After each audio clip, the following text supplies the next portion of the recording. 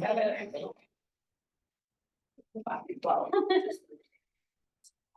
right, welcome everyone. Thank you for joining Coastal Conversations, updates from the Humboldt Coastal Dunes Cooperative. My name is Susie Fortner. I'm the Executive Director of Friends of the Dunes, and we are a member of the Dunes Cooperative. See if nope, I'm on the wrong screen. Okay. I would like to start by acknowledging that the coastal dune environments that the Dunes Cooperative is working to conserve are located in the ancestral unceded territory of the Wiyot people, which includes the Wiyot tribe, Bear River Rancheria, and Blue Lake Rancheria. Wiyot people continue to be stewards of the coastal environment surrounding Weehee, the Humboldt Bay, as they have been since time immemorial. One of the ways in which we can honor our placement within Wiyot territory is by recognizing the original names of these places, as well as of the native plants and animals of these places in Salatlak, the Wiyot language. These names have existed long before the violent colonization of this area and attempted erasure of indigenous cultures and knowledge.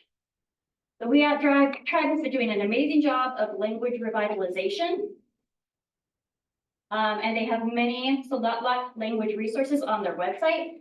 I encourage you to learn more by visiting their website, wiyot.us, or visiting the Dawgurului Cultural Center located in Old Town Eureka. I'd also like to take this opportunity to announce the very exciting land return of Dagatwatak. Excuse my pronunciation, I've been working on it. There's a QR code of how to pronounce the new name of this property if you'd like to scan that and learn how to pronounce it yourself. Since October of 2020, Friends of the Dunes has been acting as the interim land manager of this 357-acre property, formerly known as the Samoa Dunes and Wetlands Conservation Area, and before that as the Dog Ranch and Kubi Track. Over the past 4 years, we've been working with our conservation partners to determine the best fit for a long-term land manager, and it became apparent that the Wiyot tribe would be the ideal recipient of this land. We are really excited about the cultural and ecological restoration that the Wiyot tribe has planned for this very special place. And Friends of the Dunes will continue to connect people to this awe-inspiring landscape through public guided walks in collaboration with the Wiyot tribe. The conservation of this property has been a long journey. I'm so very grateful for the contributions of many of our Dunes Cooperative members in helping us get to this point. There have been lots of people who've supported this. I don't really have time to thank everybody, but if you know who you are, thank you for your support. And of course, I want to thank our acquisition funders, the Wildlife Conservation Board, California Natural Resources Agency, and California State Coastal Conservancy. If you want to learn more about this land return, there's a press release up on the Friends of the Dunes website and the Wiyot tribe's website, and it's been posted on local media outlets all around. Okay, some quick housekeeping. For those folks in the building at the Humboldt Bay Aquatic Center, thank you for being here. We do have some snacks and some hot water for tea. Feel free to get up and stretch your legs and grab some snacks at any point in between presenters, as long as you're not interrupting our presentations. If you need to use the restrooms, those are outside the door and to the left. For our folks on Zoom, some quick housekeeping. Please do keep yourself muted throughout the presentations. And feel free to keep your cameras off. We do have screens up here in the Aquatic Center that you can't see, but that where you have folks on Zoom do show up. So if you don't want to be seen, you can keep your camera turned off. We will have time for questions after each presentation. You can type those questions into the chat and we'll read them out to presenters, or you can unmute yourself during the Q&A portion and we will be able to hear you here in the room and you can ask directly. Okay, hopefully by now everybody knows where to find those buttons on Zoom, but your video and mute buttons are on the bottom left-hand corner to mute yourself and unmute yourself. Okay, so this is a program of the Humboldt Coastal Dunes Cooperative, and this series of presentations serves as our annual public meeting. Some quick information about the Humboldt Coastal Dunes Cooperative. We facilitate coordinated ecosystem management of coastal dune environments through collaboration among stakeholders. The intention of the cooperative is to implement this mission by coordinating restoration, preservation, education, public outreach, enforcement activities, and the acquisition of appropriate land stewards of unprotected high priority lands. The cooperative intends to achieve these goals by bringing together local tribes, land managers, public agencies, and nonprofit organizations to work together to coordinate resource management and planning for coastal beaches and dunes. Okay, and without too much more delay, here's a list of our presentations this evening. We are going to start with a really quick sneak peek of our Humboldt Coastal Resilience Project web application from Kristen from GHD. Then we will hear about restoration at the Wadulh unit from Andrea, Jillian, and Nicole. And then we'll have an update about Ocean Ranch restoration from James. And an update about restoration at the Humboldt Coastal Nature Center from Justin. And then last but not least, we'll hear about the BLM's resource management plan from Crystal. So once again, we'll have a little bit of time in between each presentation for a quick Q&A. But I will go ahead and call up Kristen for our first presentation.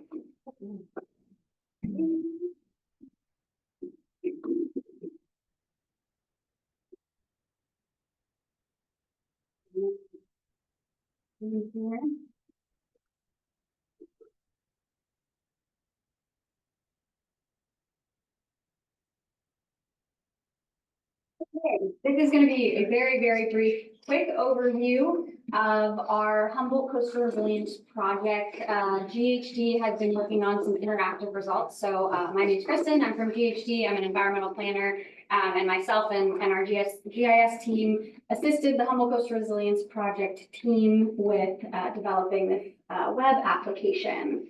So this application specifically shows the Humboldt Coastal Resilience Project dune vulnerability and adaptation assessment results. The goal of those assessments was to increase our local capacity to develop resiliency measures to protect our community. The project area stretches from Little River down to Centerville. So this is a very high scale regional assessment of our beach dune barrier complex, which is essentially our first line of defense. These are the results, which I will not go into today, but just to orient you to some of what we would be presenting. This map shows our highest level, our comprehensive results. And hard to see under the bar above, but essentially comprehensive is the highest kind of level of the funnel, and then it funnels down into environmental and socioeconomic tiers of results, and those further funnel down into these 5 results, which are then informed by this list of input variables. So there's kind of 3 levels of results that we're looking at that are all informed by the input variables. We've put all this information into an interactive online map. If you're familiar with like the county's web GIS, clicking layers on and off, this is kind of, we have a similar function here. On this side, we have our different layers. So we have some comprehensive results, which is what is shown here. On this side of the screen, we have that table that I just showed you all, which I'll zoom in to what we were just looking at. The green boxes here show the comprehensive results. So that's how the web application meets the information in the table. Or you can toggle on and off tier 2 or tier 1 results, which again are these 2 columns right here. So you can toggle in between the results from the vulnerability assessment. You can also click on individual units throughout the coastline to learn more about how the vulnerability results were established. You can then look at individual input variables. So say you were interested in land cover and habitat and how those vulnerabilities were evaluated. You can click down here and input layers vulnerability ranking group. And then I know this text is really small. I apologize, everyone. But then you can click on essentially the land cover and habitat, and it'll show you all the results for our entire stretch of coast. You can then zoom in to a specific area of interest. So say you were interested in the land around the jetty, you can look at the land cover and habitat vulnerability assessment results for those specific areas. So again, we're scaling high level, comprehensive, all the way down to the individual variables that were used to get those comprehensive results.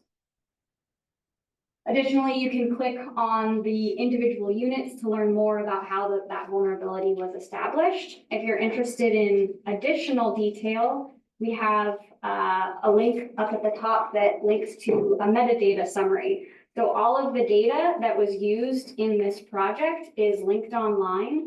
There's a coastal variable index, metadata links, and citations. So the team was trying to make it really easy for those that want to dive in to the details of the data for you to be able to access that. The web application is not live yet, but should be by the end of the year, along with the final report that has all of the additional details and how the vulnerability assessment was conducted. So by the end of the year or early January, on the Friends of the Dunes website, you will be able to go to the Humboldt Coastal Resiliency page, and that will link to the web application and a PDF of the final result, report. And with that, I'd like to thank our project partners. There was many for this project, and also project funders for getting this project supported. And I will not be taking questions, but this will be online too. Great, thanks, Kristen.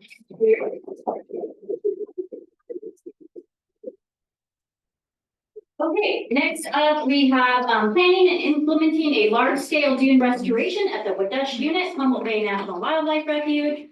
Andrea Picard, Gillian Zimmerman, and Nicole Matana. Is that how I say it? Matonic. Yeah, very cool.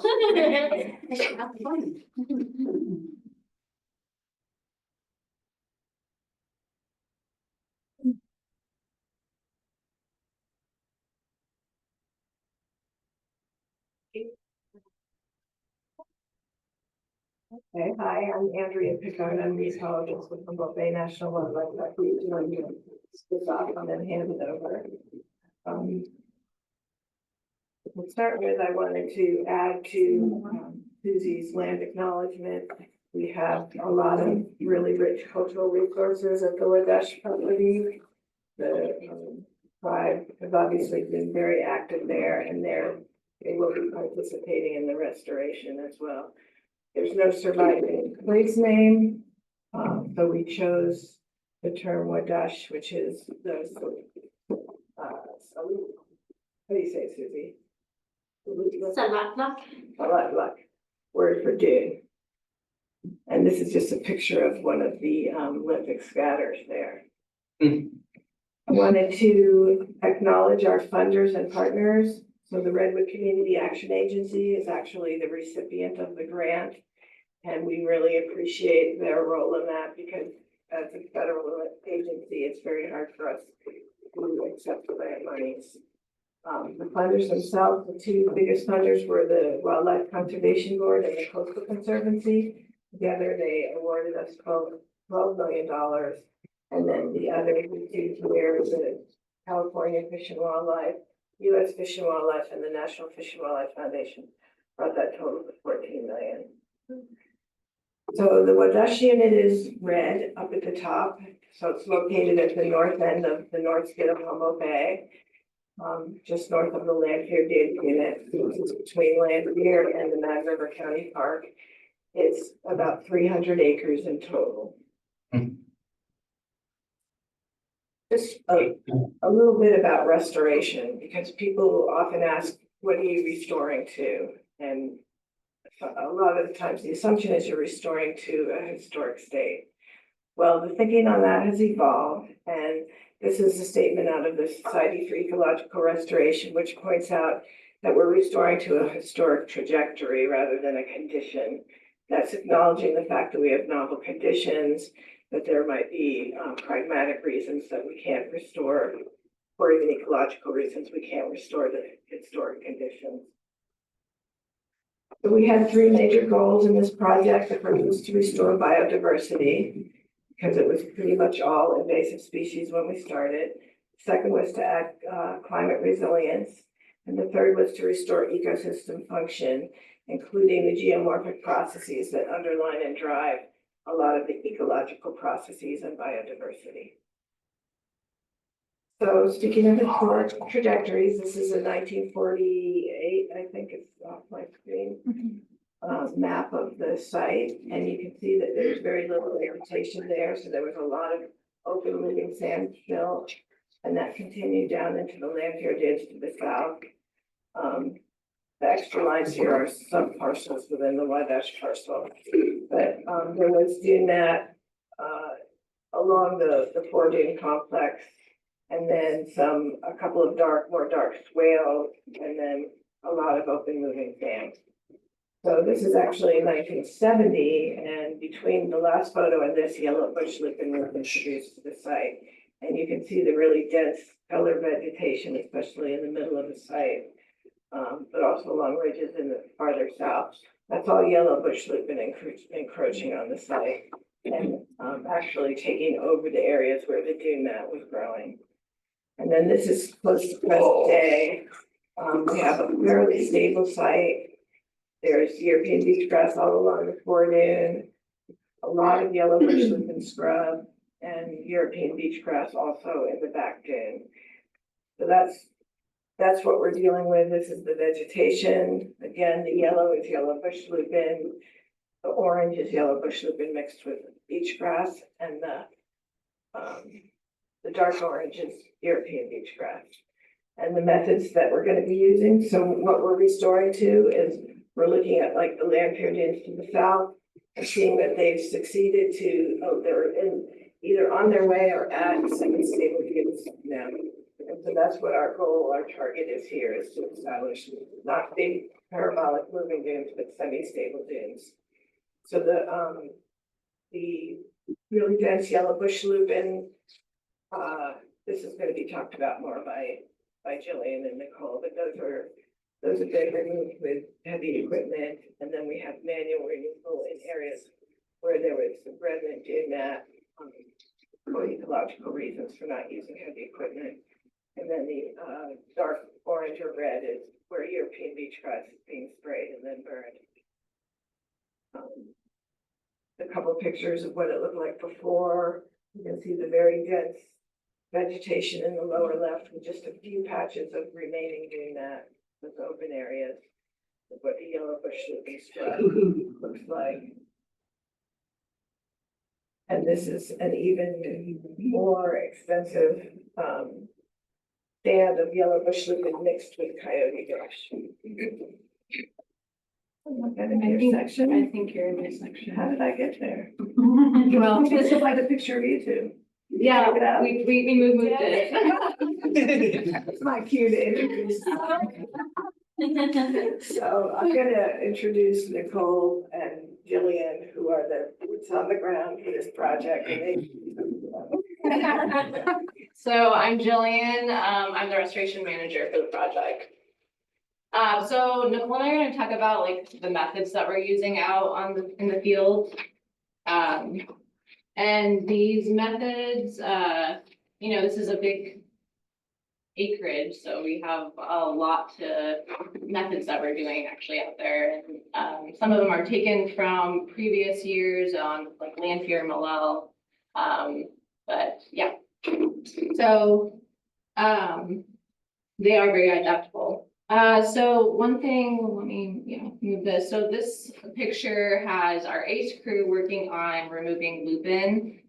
And they are doing that manually. So they'll be taking Pulaskis and Swedish axes and putting them all in burn piles. Starting in like fall of 2023 until March of 2024, we had crews working a total of 6,213 hours manually removing these lupin and coyote brush. This, like I said, was done mainly from Pulaskis and Swedish axes, but also e-saws, which are extremely helpful. They go a little bit quicker and not so physically laboring. And then let me just go to the good picture next. That's a good example of kind of an ACE crew really hacking at it with a Pulaski. Big one. So a big thing too, after the summer heat, we noticed a lot of the coyote brush growing back from the stumps. That were already previously removed. It made us do some research and pivot our plan of action to tackle the coyote brush in a new way. So now we are doing cut spray method. It's very effective on the coyote brush woody stumps. So you can see here, this has been sprayed with a Mazapir, and this is what it looks like.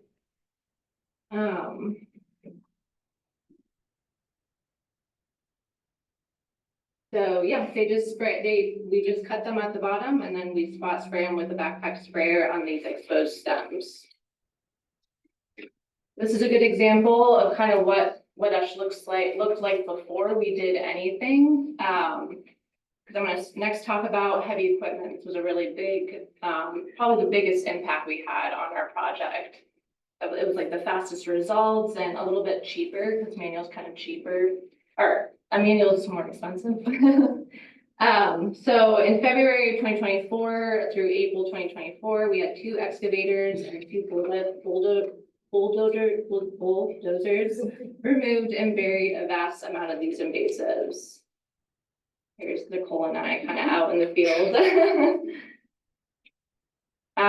So this is kind of a good picture of kind of what it looked like. A little pretty chaotic at first, but the heavy equipment operators did a good job of keeping the topography, but also smoothing all that out. And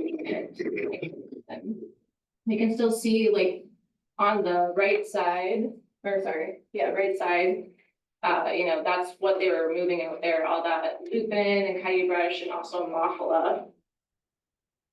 So what they would mainly do is they would dig up the topsoil that consists of dense lupin, coyote brush, and thick duff as well as the European beach grass. And they would dig trenches about 6 feet deep at different points that they're working. And then they would bury all that invasive species in duff.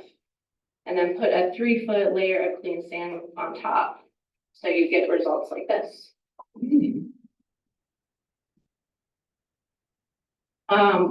When the heavy equipment completed and the spring winds arrived, some of the areas showed depletion sites where vegetation was either not dug deep enough or the top layer of the sand had been blown off, resulting in a Mothula resprouts.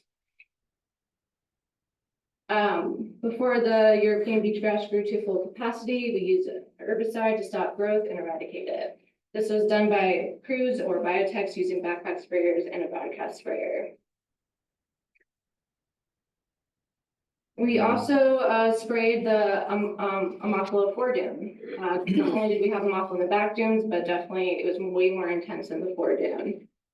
This is where we didn't have heavy equipment to help us, so we didn't have a lot of resprouts here. Right now, it's all been sprayed. Crews went in and really sprayed all with the backpacks, which was very dense. This task is never going to be completed. It's just going to be something that we'll always have to maintain and go back to, just about how thick and dense it is. We are going to have a burn that's going to happen, not only with those lupin and burn piles, but also with Mothula foredune. This is kind of what it's going to look like. Hopefully we are going to be getting that soon. That's in the works. I'll be with CAL FIRE. One other thing that we have going on that's always going to happen every year is annual grasses. So this is usually starts in the spring, starting around March. Our species focus is bromus, which is ripcut broom, and bryza, rattlesnake grass. These are either hand pulled, sprayed, or we use a mechanical application. So let me go back to this.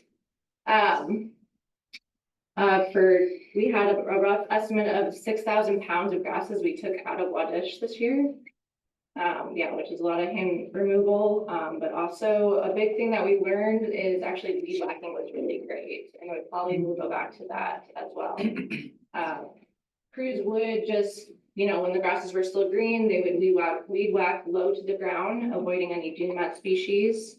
Crews would then rake up the grasses and place them in contractor bags. What's your?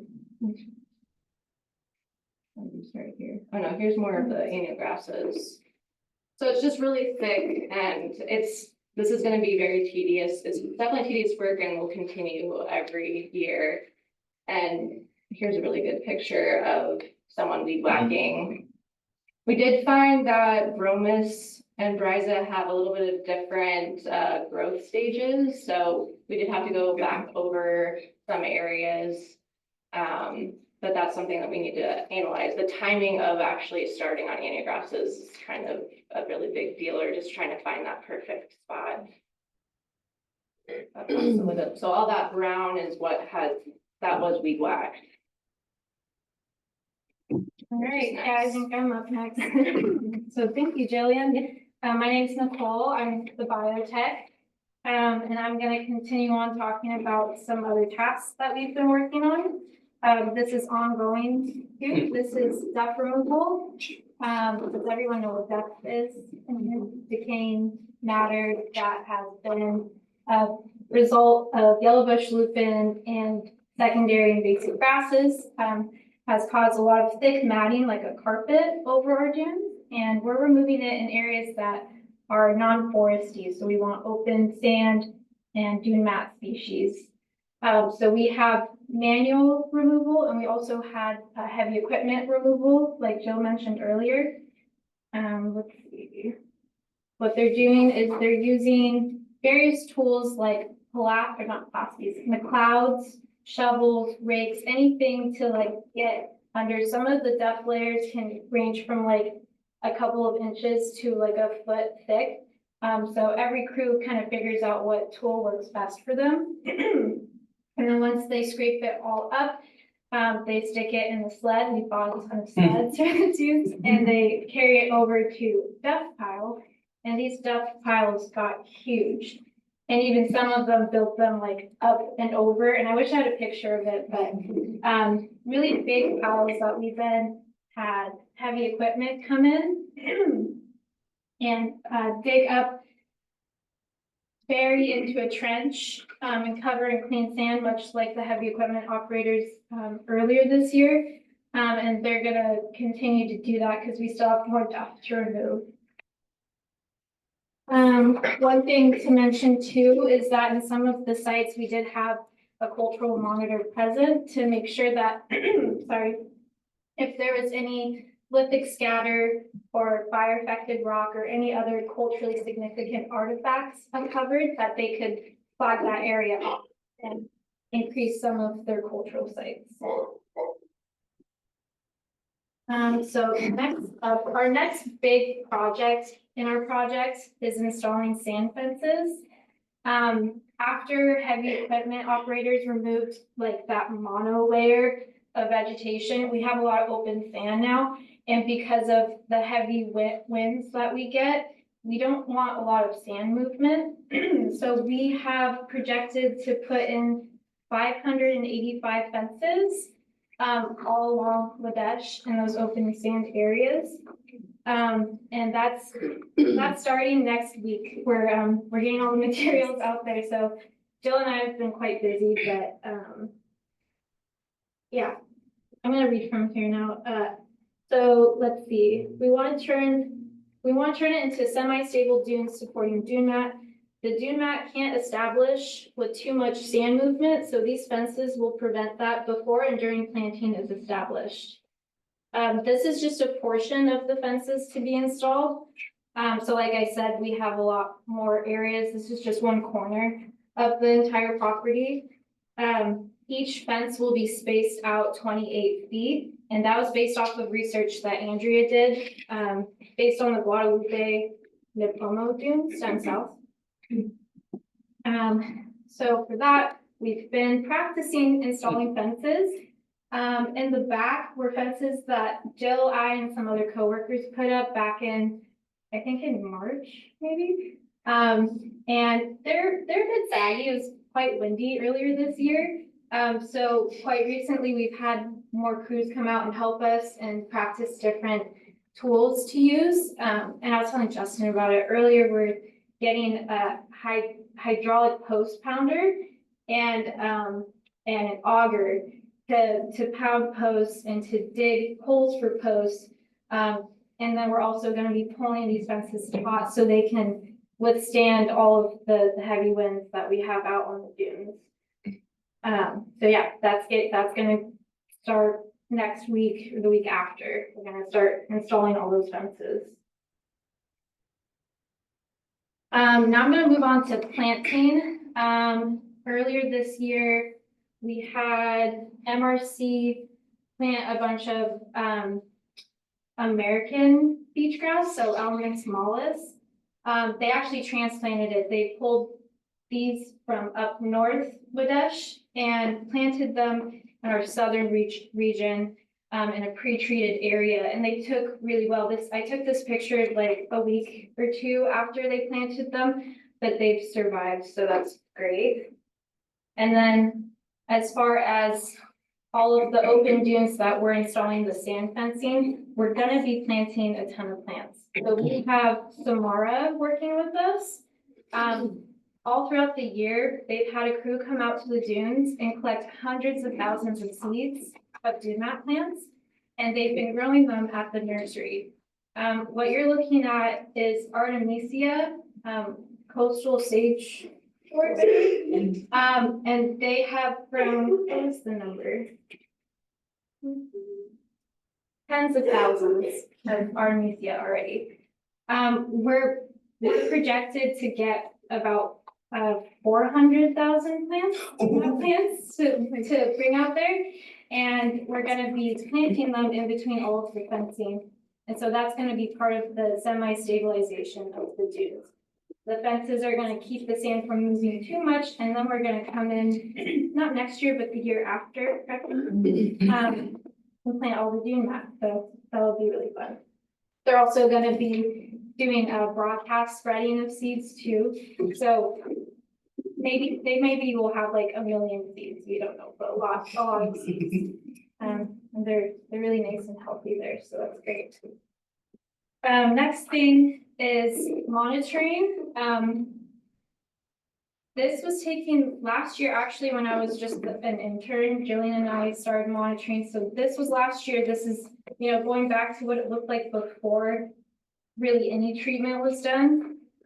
And Jillian and I would take a quadrat every 4 meters, I believe, or every 5 meters, and document everything in the quadrat. So species, names, or if there's duck, moss, if there's bear sand, just all the information we can get. And we've done it again this year, and it's going to be an annual thing. The reason for monitoring, it's a form of adaptive management. So if we need a course correct, if our methods aren't working, we can look at the results of the monitoring and adjust it. Right? Here's another picture of us. We installed PVC pipes to indicate where our transects were. There's also a secondary monitoring. So this is vegetative monitoring. And then we also have geomorphology monitoring. I'm gonna start reading from here again. This is a drone. This is someone from UC Santa Barbara working under Ian Walker. And the drone measures elevations, and from that we can analyze change over time, since one of our main goals is to restore geomorphic processes. And they actually did topographic measurements of the dunes before we decided where all the fences were going to go. Andrea used that information to see, okay, we have a lot of deflation movements that could be happening over here. We need to get a lot of fence lines in this area. So this is going to continue on as well. I think that's it. Here's some acknowledgement. Yes. And you guys will come back in.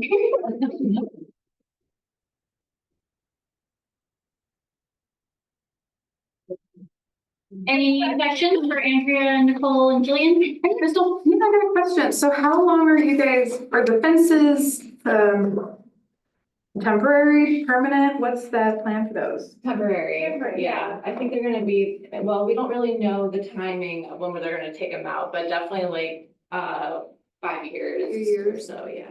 Definitely it will go past the project. Questions, James? So, Andrea and everyone, this was a super ambitious project when you guys sort of lined it out and proposed it. And I'm wondering how you feel that it's developing so far at this stage, like how it's performing, the implementation of it relative to your expectations. Well, I'd say that it's the smoothest project I've ever worked on. And a lot of that is because my two workers are just stellar and everything goes really smoothly in the field. And the other part is that we were well funded, which is unlike every other project I've worked on. Yeah, we can take all the credit though. We get a lot of help from everyone around us, really. Yeah. All the crews especially, like, we obviously are doing everything on the ground. But yeah. Great to hear. Can you speak more to the foredune management? You had said that you expect it to be an annual revisit to that area to help get the Ammophila under control. But I think you also said you plan to use herbicide and fire there. Yeah, if you could just speak more to the foredune planning. Yeah, so it's all been sprayed currently, and next we'll be burning it. But I think as we know, from other projects that we will have to probably still go back in and use herbicide because, you know, I wouldn't say it's gonna totally eradicate it. So you'll still have to go in and kind of garden and essentially, or see where other reed spots are happening and spot spray those. Okay, so, okay, I thought you had said that it wasn't gonna be restored, but it sounds like it. Oh, yeah, will it be. definitely is. Okay, Yeah. great. The other thing is that we get new stuff dispersing Yeah. coming down the coast, so you know, you never walk away from it. Right. Mhm. And same out in like the, where even the sand fencing is all gonna go. Even though we're gonna be planting natives there could be lupins popping up still and also Ammophila. So it's just gonna be constant tending to. I have another question. This might be a silly question, but was it challenging to find clean sand that wasn't tainted with an invasive seed bank? No, not really, or at least I would hope not. I guess We went below the seed bank. yeah. So we Okay. buried the layers of the seed bank down below, and the clean sand came out Gotcha. on top. Yeah, Like, makes of course, sense. they call it horizon flipping or inversion. So you just flipped it, yeah? Yeah, they would usually, the heavy equipment operators would usually work in hollows and they would doze like a big chunk out and then bury into that trench and then come back around and bury it back. So it wasn't like changing too much elevation. Yeah. Yeah, we definitely kept like topography of the dunes too. That was really important to us. We don't want to lose any of our dunes. And how far into all the implementation are you guys? Do you have another couple of years? Is it besides follow-up treatments? Like how? I think we're pretty close to being done treating the mature lupin and coyote, right? But they're gonna keep coming back. But at least like the mature species, most of them Yeah, have been treated. I would say with lupin, especially coyote brush is still, we have mature out there that we need to still get, Far less. but yeah, far Yeah. less, yeah. And then there's not a ton of ice plant, there's some Jubata grass, but Yeah. those we can kind of get throughout the years, but then, yeah, and then the Ammophila, we've got. We've pretty much most of gotten it, too. most of it, yeah. And then the duff is what we're really focused on now, and we're almost actually completed with that as well. And something I forgot to mention is like, hopefully when they're removing the duff, they're also removing a lot of the annual grass seed bank too. So fingers crossed. Yeah, This we'll- spring. Yeah, That's good. yeah, there's a lot out there, so we'll definitely see what comes back. this coming spring. What are the crews that are specifically coming out there and camping in the parking lot and doing the most? There's just one that's Oh. camping there. It's Ace Crew. They're actually from Sacramento. So they always drive up here for on a day, and then they are here for, is it 5 days, and then they drive back. But we also have CCC, we have RCAA, MRC, and SMARA. Now, NEI. NEI. Oh, and NEI, yes. They're new.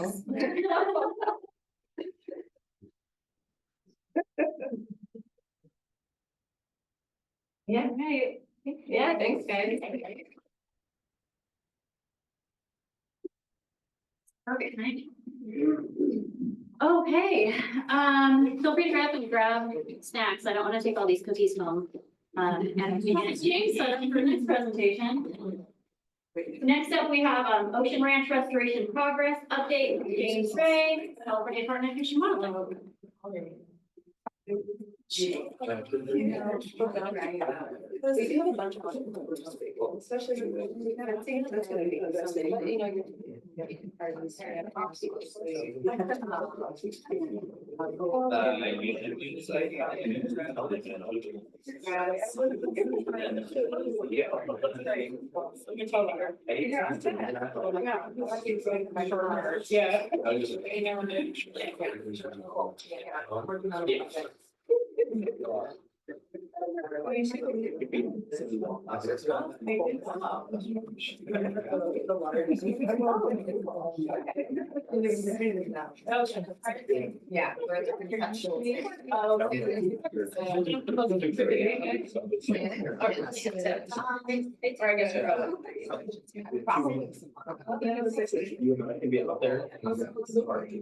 Oh, yeah, people of this, we're all. But yeah. Time. Simple, like, no. Yeah. Maybe like. Right, yeah. Good evening, everybody. Thank you for coming out tonight on this foggy night. I'm excited to be able to share some of our work that we're doing down in the Eel River Wildlife Area. My name is James Ray. I'm a senior environmental scientist with the California Department of Fish and Wildlife, and I'm the lead on the Ocean Ranch Restoration Project. But I want to acknowledge my colleagues and collaborators at CDF&W, that's Kelsey McDonald, Mike Van Hattem, and Sean Freeman and Chris Hoffman, who are all critical parts of this project. So with that being said, I'll start the presentation. We're going to be talking about restoring the form and function of the Ocean Ranch dunes as part of the Ocean Ranch Restoration Project. So, Ocean Ranch Restoration Project, it's occurring on the Ocean Ranch unit of the Eel River Wildlife Area, which I'll show you in just a minute. It's a large-scale ecosystem-based restoration project. It's about 850 acres in total, with about 570 acres or so in estuary and tidal marsh restoration, and then another almost 780 acres in coastal dune restoration, and that's going to be the focus of the presentation tonight. The project's being led by the California Department of Fish and Wildlife, who owns and manages the Eel River Wildlife Area, and we're doing that in collaboration with our partners at Ducks Unlimited, the Weap Tribe, the U.S. Fish and Wildlife Service, and CAL FIRE. And the importance of these collaborations and partnerships can't be overstated. Again, this is a big project, it's complex, multi-years, although I should note it's nowhere near as complex as in comparison to Andrea's project. It's actually a super simple project. But regardless, it takes a lot of people to get this work done successfully. So we're super thankful for our partners. And continuing that theme, you can't do this work without funding. And so these are our funding partners: CDF&W, Coastal Conservancy, NOAA Restoration Center, U.S. Fish and Wildlife Service, and the Wildlife Conservation Board. And funding from these entities has funded this project in its entirety, from sort of the feasibility and design components through permitting, through implementation, and also monitoring. So we're very grateful for their support. So this is a map of the Eel River Delta. Everything you can see there in green is the Eel River Wildlife Area, which in totality is about 2,500 acres. That area highlighted now in blue is the Ocean Ranch unit of the Eel River Wildlife Area, which is where this work is taking place. So of course, it's important to acknowledge The Eel River Wildlife Area and all the land we're standing on right now is within the Wiyot ancestral lands, unceded. The Wiyot tribe, as I pointed out in one of those earlier slides, has been and continues to be a very strong partner in this project. They've been involved in propagating native plants and planting them out on the site, propagating them at their nursery at the Table Bluff Reservation. They're co-leading the fish monitoring for the estuary restoration component of this project with CDF&W, and they are critical in developing biocultural information for our interpretive science to improve the outreach and education on our site, which awesomely involves a lot of select names and really sort of threads the theme of biocultural use of that site onto sort of the current landscape that's there right now. So it's exciting, and I'm looking forward to seeing those sites on the ground. They're not there yet. So just finally, again, there's two main components to this project. I'm going to talk about the dunes components today, but the Ocean Ranch is divided. It's a very unique site. It's right at the mouth of the Eel River and the ocean. So it's where the ocean and the river and the bluff and the dunes and the salt marsh all come together. It's super important for ecosystems, for habitats, and for people. So this is the dunes component, and this is, broadly speaking, the estuary component. So somewhat similar to Andrea's goals, as she mentioned earlier, our goals simply are to restore natural dune function and habitat for native species. And so that really for us gets at the questions of restoring process, restoring ecological functions, and also through the methods that we're using by reducing European beach grass cover on the site, the idea of restoring processes to the dunes. So historically, the Ocean Ranch supported extensive dune map, which is a sensitive natural community. That community is composed of a very diverse group of plants, typically low growing, as many of you know, adapted to open, moving, dynamic sand scenarios and low nutrient environments.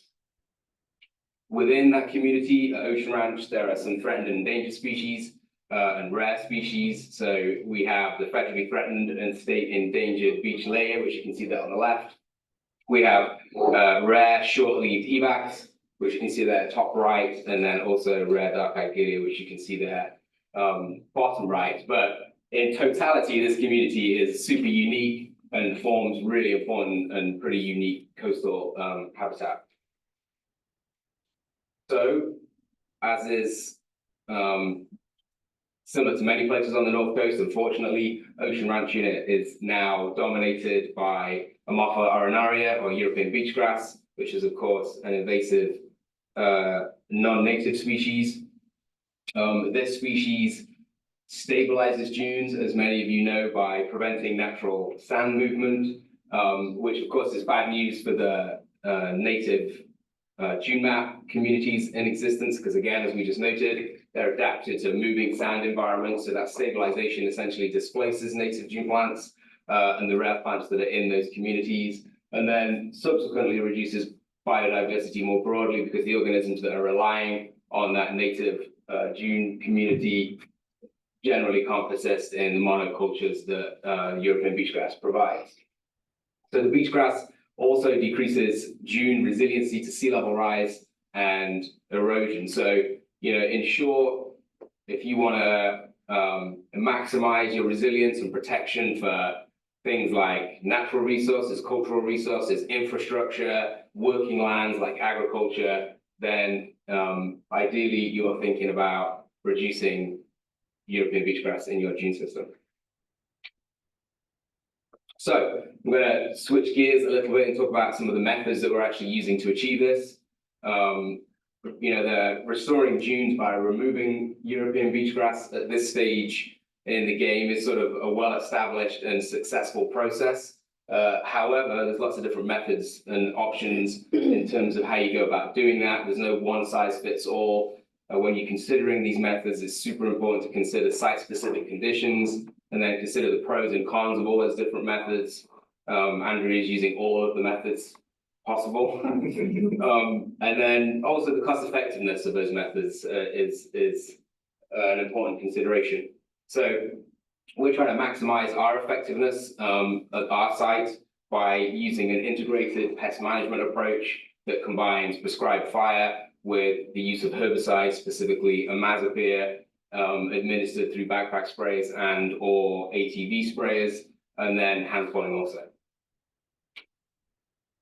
So our site is a pretty extensive invasion, a little bit more than 200 acres. That's a lot. And so to try and make it more manageable to deal with, we've broken the site down into a primary and secondary restoration area. And that primary area contains the majority of the European beach grass, and that's where we're focusing our attention first. We've subsequently subdivided that into 10 equal units. And the purpose of that is to, well, firstly, again, we're just breaking these units down into more manageable areas so we can deal with them. But it's really also allows us to phase our treatment approach both spatially and temporally. And that's to guard against like large scale mobilization of sand across this landscape once we start to remove that sort of artificial stabilizer of the European beach grass. And so in essence, any sand that's released from that reduced stabilization will be released gradually over space and time.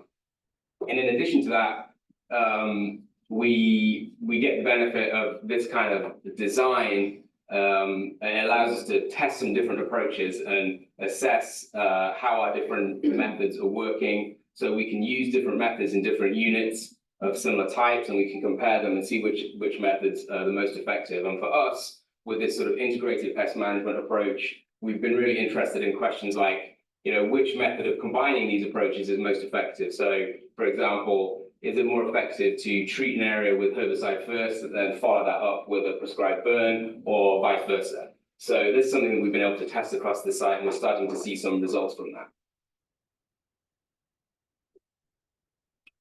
So this, don't worry too much about this. This slide seemed like a good idea at the time. What I wanted to do here is really just sort of show you the timeline of how we've approached this and sort of the sequential way that we've approached that sort of study design and restoration design that I just outlined. So we started in 2022, and since then, so in 3 years of treatments, we've completed at least an initial first treatment on 6 of those 10 units in the primary treatment area, which is equivalent to about 92 acres or about 57% of that primary treatment area. And of those 6 that we've managed to get treatments on, we've managed to achieve some secondary follow-up treatments in 4 of them. And so we just treated 2 new units this year that we hadn't treated before. That was unit 4 and unit 8. But other than that, we've managed to do initial treatments and follow-up treatments on units 3, 5, 6, and 7. And in unit 3, just getting to one of the questions that someone asked earlier, in our 3rd year of treatment, we had to do, so our first year in unit 3, not to get into the weeds on this too much, we applied herbicide first and then burnt it. And then in our 2nd year, 2023, we had to do some follow-up herbicide application because some of it regenerated. Applying herbicide across these large areas is not perfect, and there's parts that get missed, and fire doesn't get everywhere either. And so there's some regeneration within that landscape. And so in 2023, we followed up and treated those resprouts. But this year in 2024, there was very minimal resprouting. There was a few patches that we did some very minor spot treatments on, and now we're into this sort of hand-pulling maintenance phase in that unit, which is sort of the goal. That's the goal we want for all of these units. So we start off with this intensive work, and then in the 2nd year, it drops off significantly, and in the 3rd year, it drops off even more significantly. And that's the trajectory that we're hoping for all of these units. It might not be the case, some are more complex and larger than others, but the pattern of significantly reducing effort over time to get you to that maintenance level is where we want to be, and we're seeing some positive results for that. So I just want to show you some of the results that we've obtained from our monitoring. I'll orient you to this figure in a minute. But of course, as Gillian mentioned, I think it was, that we're doing monitoring is a crucial component of restoration. You need to understand how effective you're being, and of course, understanding that allows you to A, decide if you're meeting your goals, and B, decide if you're not, how you need to adapt to change to manage for that. And so this figure represents European beachgrass percent cover between 2022 and 2024. The blue line there is one of our treatment areas where we applied herbicide first and then burnt it. I'm going to call it orange line is one of our treatment areas that we burned first and then applied herbicide second. The green is our control, so that is an area of European beachgrass that we are not treating in any way. And then the pink or purple line at the bottom is our dune map reference site. So that is a site that should naturally have a very low Ammophila cover. So in 2022, this data was from before we treated. So this is our baseline data when we started the treatments. And you can see in our two treated areas, the blue one particularly, which is herbicide first, immediately 4 weeks later, followed by a burn, you can see that there was a very significant drop off in the percent cover of Ammophila to down around about 1%, which is equivalent to our dune map reference site, which is really what we're aiming for. And then for the treatment where we burned first and then followed up with herbicide after that, you can see again there's a reduction in cover, but it's down to about 10%, and it's not as a significant decrease. So firstly, the important thing to note is that we can be very effective with these tools at reducing cover, so that allows us to meet our goals for European beachgrass cover reductions across the site. But importantly, between 2023 and 2024, we've been able to maintain those low levels in those treatment areas with some follow-up treatments, but nowhere near as close to as the intensive effort that we put in that first year. So that's a good sign. So the flip side of that coin, though, is we're looking to get a reduction in European beachgrass cover, but what we want once we have that is increases in native dune map cover and also native species richness. And we have some other criteria in our success criteria report, I guess I'll call it, our success criteria for this project around rare plants as well. So this figure is the same as the last one, but instead of European beachgrass cover, it shows native dune map cover. And so as part of this work, you're going into these sites and you're putting fire on the ground, putting herbicide on the ground. And so we're expecting there to be a time lag basically between when we see reductions in Ammophila and then when we start to see recovery in native plants. And so this data basically shows that right now we're not seeing that recovery yet. In essence, there's sort of no statistical increase or decrease in the native plant cover across our time period. But we are seeing, as we're doing our monitoring, we're definitely seeing new species of plant colonize areas that were once dominated by Ammophila, and we're pretty convinced just a matter of time we'll start to see those percentage increases come up. And this is a similar graph for species richness. I've only got 5 minutes, so I'm going to just hurry up on this. But it basically shows the same thing. Right now, species richness in these treatment areas has not recovered yet, and it's lagging behind our reduction in Ammophila. So what does this look like on the ground? So these are some of our photo point monitoring. You can see in the top left there, that is before treatment in the spring of 2022. And then top right is this is in unit 3 where we applied herbicide first and then burnt it 4 weeks later. Immediately after that treatment, you can see obviously it's freshly burned and there's a significant reduction in European beachgrass cover. Then if you go down to the bottom left, this is a year later in the spring of 2023. Importantly, you'll see here that there isn't any really significant or obvious rebound or resprouting of Ammophila in that unit. And then a second year later in 2024 in the spring, which is the bottom right, you can see that still there's no real resprouting or rebound of Ammophila, but in the foreground there, you can start to see some native plants colonizing back on site. So similarly, this is our photo point monitoring data, but this is for unit 5. And this is where we burned first and then applied herbicide second. Again, pre-treatment data top left, immediately after the burn, top right. So you can see some reductions in Ammophila, European beachgrass cover in that photo. And then, but interestingly, the following summer, so essentially almost, well, less than a year later, in the bottom left there, in August of 2023, because we only burnt it in the previous year, all of that Ammophila has really regenerated and sprung back. And at this point, that's when we applied the herbicide. And you can see there in the spring of 2024, the bottom right, that we still have some standing dead thatch, but the difference between those pictures is that, you know, you can see that most of that European beachgrass in the bottom right is actually dead compared to thriving on the other side. So that's a benefit. You know, it's clearly impacted the European beachgrass, and the cover is not going to probably increase in there. Of course, we're monitoring it.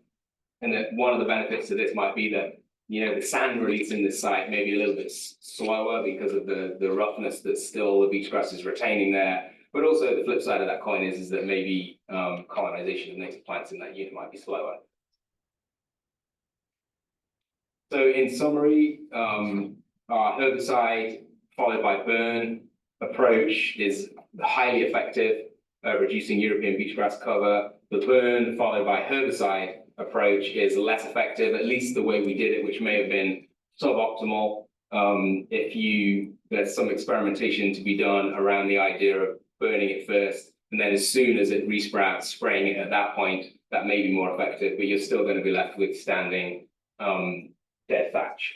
And so at this point in our work, we've again treated about 57% of our primary treatment area, 92 acres, and our follow-up treatments continue aligned with our monitoring. And we think, just based on what we're seeing out there, we need a little bit more time for these native plants to recover. That being said, we're relying on natural colonization with this restoration project based on, you know, other work that's been done here on the North Coast. But we do have some capacity and funding on standby that if our monitoring would indicate we need to go to a planting schedule, then we have the capacity to do that. All right, any questions if you've got them?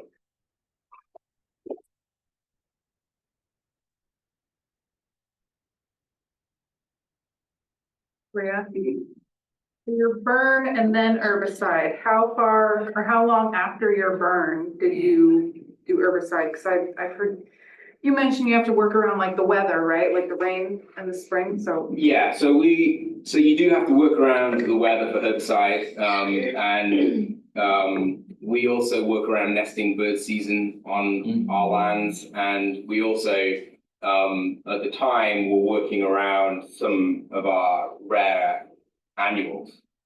And so you know, that led us sort of down this pathway of sort of delaying the use of herbicide for 9 months.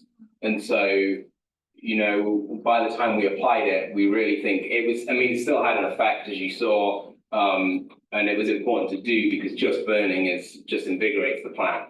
But we think that 9-month time period in hindsight, given all of the constraints that we had, or at least that we convinced ourselves were constraints at the time, was too long. And so we missed out on that kind of 1-2 punch from the fire followed by the herbicide. So we are interested in sort of experimenting in some of our other units with the idea of burning first and then following up much more quickly. And we could do that potentially, you know, before the real rainy season started. We would shift our herbicide applications a bit earlier, or excuse me, our burn earlier, and then still try to get the herbicide done before the rain started.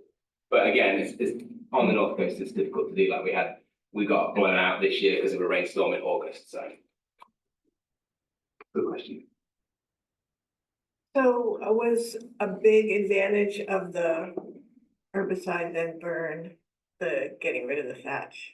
Yeah, huge advantage. I would say 2 advantages really. So firstly, you apply the herbicide and then you burn, you clear all of that thatch off, and it just makes everything easier after that. Because once you've sort of giving yourself a clean slate, you can really identify where there's resprouts. You know, the whole site is just much easier to manage. So definitely advantage, but also the at least the way we did it previously, which Crystal just emphasized, is there's a big time lag between one treatment and then the follow-up treatment, which means sort of in an annual cycle, we're delaying essentially, you know, how much impact we have on our plant.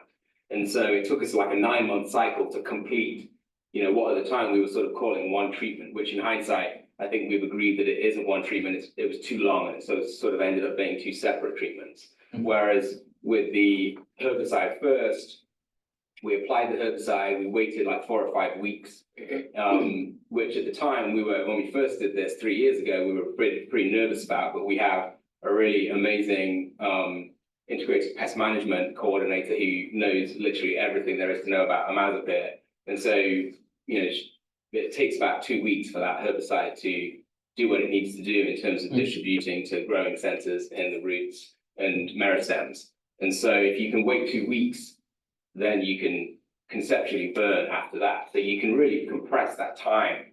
We're still a little bit nervous about that. You know, there's variability in that 2 weeks. And so we wait 4 weeks at this point, and we've seen just really good results. There's a question in the chat. Do we know timeline of native dune plant colonization on its own without human influences? Yes, we do, and it can be very rapid. I mean, it depends on site conditions, and it depends on the seed bank, and it depends on how seeds are dispersing from seed sources. But you know, we immediately saw some plants colonizing the site. So these data that we have here are a bit misleading. Like if you were to walk out to that site with me now and walk through it, we could look at lots of native plants that are colonizing through that site, which is essentially a moonscape after we burnt it. And that's really rapid. It happens like the next spring. So what's happening at the moment is, you know, our monitoring protocols basically aren't quite picking that up yet. It hasn't got to a level that it's, you know, it's showing significance in our monitoring. We're not actually worried about it, I have to say, based on what we're seeing on the ground. And like I said, we think there's just a time lag. But Andrea can speak to this even more. If we start to get concerned that colonization, for whatever reason that might be, seed bank issues, that if it's not keeping pace at a rate that's been established in the research, much of which Andrea's been involved with, then we'll step in and kickstart that with some plantings. Yeah, some of your more restored units, did you guys see any like more western snowy plovers trying to nest or? Yeah, so no, our restored units, oh yeah, of course. Thanks. No, because the snowy plovers aren't really nesting in the sort of components of the dunes that we're working on right now. Further down the spit, you know, the tide is right up to the foot of these dunes.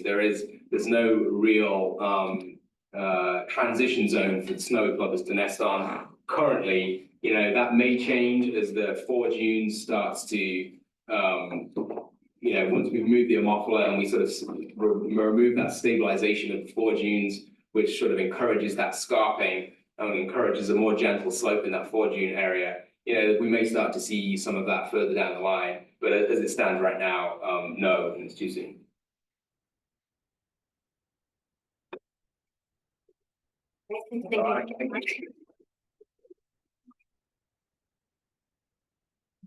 Okay, next up we have Justin Lake from Friends of the Dunes, restoring native biodiversity at the Humboldt Coastal Nature Center. I'm gonna run some more water in the other room so it's not as loud and then bring it back out. Alright, well. Let's see if I can do one that's really low, one low, one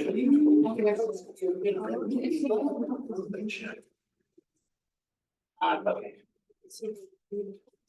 I like not having notes anyway, everybody. My name's Justin Legg. I'm the Stewardship Director and Restoration Manager at Friends of the Dune. Before I dive in, any further in my presentation, this is really the glory of what we're talking about. Native dune biodiversity, some open patches of sand, lots of native colors, yippee-yee-haw. This is at the Friends of the Dunes Humboldt Coastal Nature Center property. This is one of the areas of our Four Dune site that has been worked on since around 2011, and this is absolutely the glory of what we are all looking to achieve today. Friends of the Dunes, our mission statement is we are dedicated to conserving the natural diversity of coastal environments through community-supportive education and stewardship programs. So I'm just going to go over a bit of all the work we've been doing at the Nature Center property over the last couple of decades, and especially the last about year, 2023 here. Just to orient ourselves, my friends and colleagues, Andrea, Nicole, and Julian just gave a presentation of a property that's not actually on this map, the Wadulh unit, which is connected just to the north of Lanphier Dunes here, which then brings us down to the Humboldt Dunes Cooperative Management Area, which connects us to the Friends of the Dunes Humboldt Coastal Nature Center property that I will be highlighting here. And just to again point out the really amazing achievement of giving that land formerly known as the Samoa Dunes and Wetlands back to the Wiyot tribe. And as you can see by that blob, it is a significant chunk of dunes property that is very, very special there. If you haven't been there, you should definitely go experience the glory that is that property. This is the Humboldt Coastal Nature Center. If you've also not been to formerly known as the Stamps Dune House out on Stamps Lane, what's really special about our property is it's all, again, community supported, a community organization. This family had a child, a son that was in the Coast Guard. They fell in love with the community. They were able to purchase this property, build this amazing, unique home. They essentially bought a home kit out of a Sears catalog, more or less, metal ribs, built the structure, and enabled Friends of the Dunes to purchase the land after the grandparents passed away around 2007, 2008, which is when the renovations began on the Humboldt Coastal Nature Center. If you see this red mark here of that trim, that was actually the Stamps family's former floor level. So Friends of the Dunes and the professionals that renovated the building actually dug it down about 3 feet in to increase the square footage. Super fantastic for us. If you haven't been, again, you should totally check out the Humboldt Coastal Nature Center property. This is Highway 255. The big red star is where the Nature Center is. And the restoration project we're going to be highlighting is mostly our Four Dune section that we've been working the hardest on the last year. We've worked on all different sections of the property, but since 2023, we've been really highlighting this section. And again, this is where Friends of the Dunes, the Humboldt Coastal Nature Center property, intersects with the Humboldt Dunes Management Area. And then the southern end of our property here connects to the Manila Dunes Community Services District, MCSD, Manila Community Services District.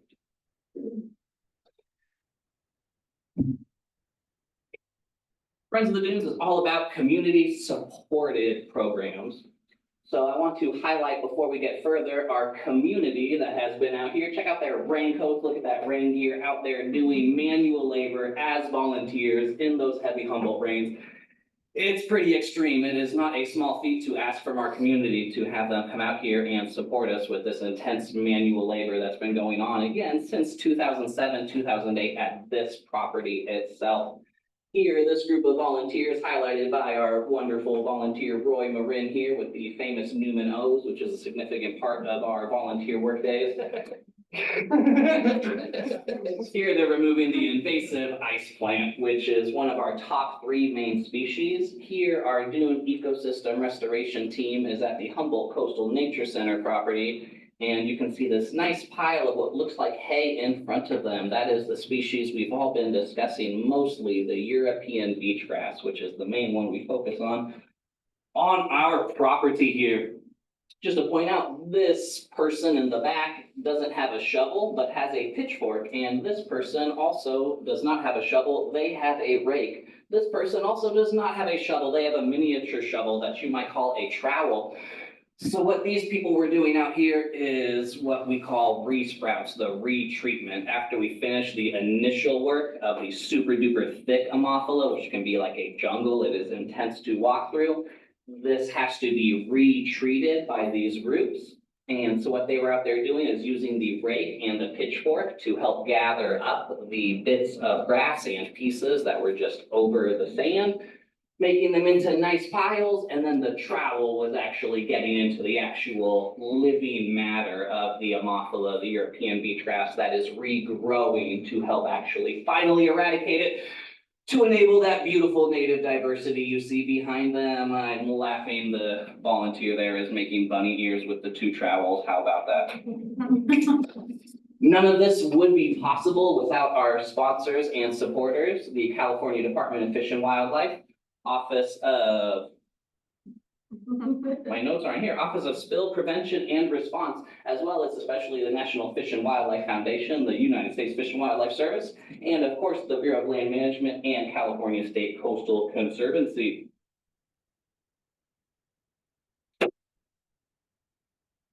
Mostly through the funding of previously mentioned agencies, we were able to work with and hire on the Redwood Community Action Agency. This crew of young workers comes out. This is typically what they're doing. You can see that this person has a full-size good old shovel working in the thick Ammophila. They dig down as deep as they can to get as much of the roots out of the sand. This is more of a satisfying, glorious picture. This is the crew at the northern end of the Friends of the Dunes property, where they meet the Malel Dunes Malel Dunes south edge. So in front of them is Friends of the Dunes, and behind them is restored native diversity, just connecting those dots there, which is super duper exciting. It took them a solid year to get there. Oh my.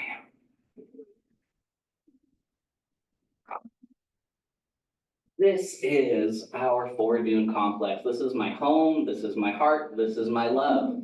You might be able to see if you look closely, there's a very distinct line here. That is exactly where that crew was standing. This is the native diversity that exists at Malel Dunes because of the restoration work that has happened there for many more years than at the Friends of the Dunes property. And we're extremely excited that we have been able to fully remove the European beach grass from the entire 4-dune complex here at Friends of the Dunes. Keep your eye on this large wax myrtle bush in the middle. As my other friends and colleagues have mentioned, even after we get through the really hard first push with those big shovels, you might see the bright green here popping back up. They worked through the first dig, and then time goes by, a couple of weeks, a month or so, and unfortunately, the European beach grass is an extremely aggressive species, and we get a significant amount of resprouts that come back up, which means we send the crew right back there and we dig them out and we keep moving forward. So just again, to highlight how much immense work they have done, it's a little bit hard to see, but the fuzzy European beach grass working its way to the northern border of the Malel Dunes property there. And again, that wax myrtle in the middle, just showing how much ground the Redwood Community Action Agency workers have done. If you look super closely with your eagle eye vision, you might be able to point out a couple of the workers mixed into the dunes there. What's extremely exciting that I want to start talking about this specific project at the Humboldt Coastal Nature Center and Friends of the Dunes, again, being the Stamps Dune House, Friends of the Dunes took over the property around 2007, 2008. That's when the renovations began. Renovations completed around 2011. So restoration work did begin around 2010, 2011. It started small scale, volunteers, community agency.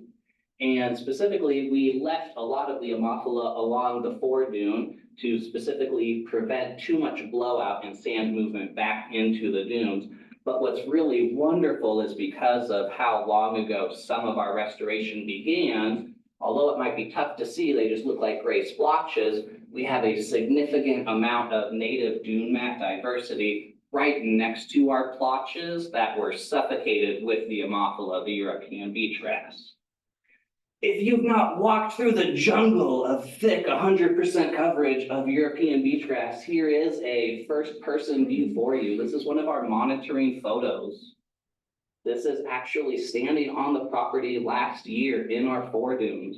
You could not see anything. The stuff is like 3-4 feet tall. There's like a million ticks you walk through there. It's out of control. Is there some native diversity mixed in here? You betcha. There's some dune goldenrod, maybe a buckwheat or so, but not very much. As you can see with your eyes, hopefully this is just about 100% total coverage of our open sand dunes, which is a bit of a bummer when we're talking about native diversity and the Humboldt County plants that deserve the right to live in this beautiful ecosystem. So we go from this. We send out crews of 10, 15, 20 young, hardworking individuals with shovels. At the Friends of the Dunes Humboldt Coastal Nature Center property, we only use manual labor. We do not use any heavy machinery or herbicides. This is because of the determination of our board of directors as a community-supported organization. So the work here is extremely physically laborious. This was removed 100%. This is the same photo point, by the way. You're looking at the same dune field, 100% Ammophila. 1 year later, we get to just about 100% bare, naked sand with a significant amount of large piles of ready to burn Ammophila along our foredunes. If you can't tell, let me tell you, amongst this picture, there's about 0 native diversity. That's a beach strawberry right here. So there are some natives that are able to work in, but just about bare open sand was covered just about purely by the Ammophila, which is not a great thing. PG&E has been doing a lot of work at the Humboldt Coastal Nature Center recently, so my apologies for the blurry photo. I was not able to grab the originals of these, but I really wanted to highlight the work. These are California Conservation Crew workers, CCCs, you might know them as the Cs. This photograph is from 2010 towards the southern edge of the Friends of the Dunes property, Humboldt Coastal Nature Center. As is pretty obvious in this photograph here, you have about 100% coverage of European beach grass, Ammophila. From 2019, you can see that the Ammophila was removed and a significant amount of native diversity has returned. If you again have that eagle-eye vision, you can see that Friends of the Dunes specifically left a stretch of European beach grass, Ammophila, right along the edge of the foredune to prevent significant amount of sand moving in. Anywho, the Redwood Community Action Agency, as of about August this year, was able to fully remove the rest of the Ammophila off of our foredune here. And back here is where you can see some of that native diversity that was enabled because of the work that took more than a decade ago by the CCCs.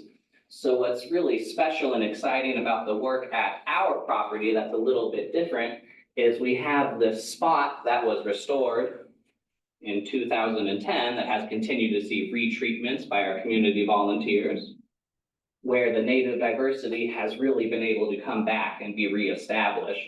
And what's exciting is that native diversity is directly next to the splotches where the Redwood Community Action Agency has just completed their Ammophila removal, giving us the dreams and hopes and beliefs that this native seed bank will have a much easier time, as you can see in this picture, to just move right on over and repropagate this area, which is extremely exciting to us.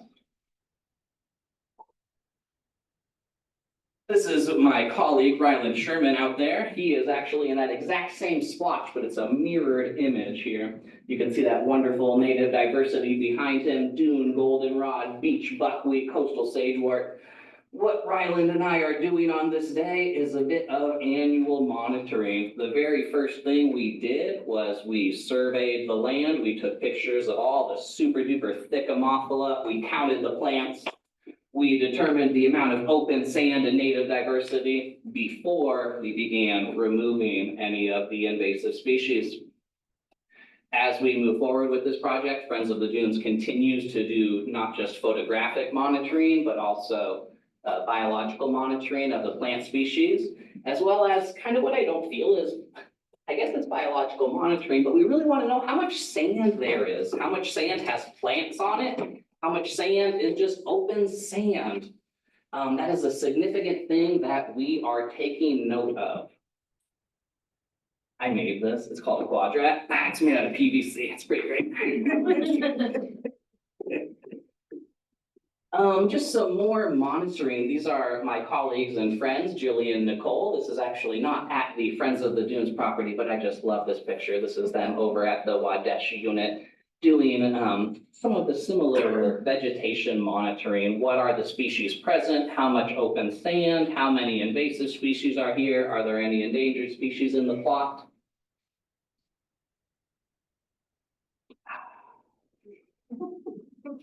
This is extremely detailed work, so it is super duper fun. We all have a lot of fun going out into the dunes and looking at plants and counting them, but it's very detailed. There are significant protocols. And just want you all to know that we take this extremely seriously and do our best to be as detail oriented as possible, because this is all of our loves and passions. Again, want to highlight what's extremely exciting about the Humboldt Coastal Nature Center. What's a bummer is it's taken us a long time, right? We started 2010, 2011, volunteers, community supported. It took us a while to get the funding, to hire the crews, to really put in the effort and get it all done. But because of the slow parts in the beginning and the volunteer support, what we have again are these little patches of native plants and native species. So now as we're putting in the big work, doing the big removal, the speed of which our natives are coming back, specifically our rare and endangered species like a Menzies wallflower here. Love this picture as it's starting to bolt up and bloom here. The amount of them returning to our dune restoration site, although anecdotal at this point, is extremely exciting, and we hope to do some proper monitoring very soon, specifically with rare and threatened species, such as not officially threatened, but the pink sand verbena here, which is one of my absolute favorites that I wanted to highlight. If you look closely, you can see this is directly in our dune restoration site. That is a pile of European beachgrass, the Ammophila. This plant did not exist until the Redwood Community Action Agency went through, removed all the Ammophila and gave it some breathing room to actually exist. We've seen not one, not two, but more than 3 separate occurrences of pink sand verbena at the Humboldt Coastal Nature Center, which I've not actually seen on this property since I've been involved. Which I should pause and let you all know that I began at Friends of the Dunes just as a volunteer myself, a volunteer and intern. And I am part of this organization because I am a caring community member that loves coastal dune conservation. And what brings me here and what I'm excited to talk to you all about tonight is just the impact my community has had, individuals that care about this land, that have decided we care about this, we want to support. We support natural diversity. How can we help? It is one of the most, if not the most fulfilling things that I have been able to take part in. Which brings me again to these wonderful people. Look at those smiles. Is anybody not smiling? I don't think so. So we call ourselves the DIRT, the Dune Ecosystem Restoration Team. And we do our best to just encourage anybody in the community. We get a lot of Humboldt State University. That's an ASU, Arizona State University sweater, ain't it? How about that? Anywho, we do our best to encourage as many community members to come out and support our project here. And we don't just work at the Humboldt Coastal Nature Center, Friends of the Dunes. We also support our agency partners at the Malel Dunes and Wadulh Unit and Lanphier Dunes occasionally. Sometimes our Friends of the Dunes Dune Ecosystem Restoration Team meets at Malel Dunes South about once a month and removes either European beachgrass resprouts or this species you see behind these 2 individuals known as ice plant, which in my opinion is a little bit more difficult to remove and a bit more of a pain in the butt. But again, if you've not experienced the glory of removing invasive species, it is extremely satisfying. Again, just to highlight, this is the south end of the Friends of the Dunes Humboldt Coastal Nature Center property. This is where you saw the CCCs working. These are the big piles of beach grass. It's super duper amazing. We'll have natives return there super duper soon. I hope you all can join us. It's extremely fulfilling. Not only are we taking care of ecosystems and helping our native plants come back. This volunteer of ours, she actually was told by her doctor she needs to take a prescription because she's not getting enough sunlight. Guess what? She started to volunteer with us, remove invasive species, and totally solved that issue. So help the dunes, help yourself, have a good time. Thank you, everyone.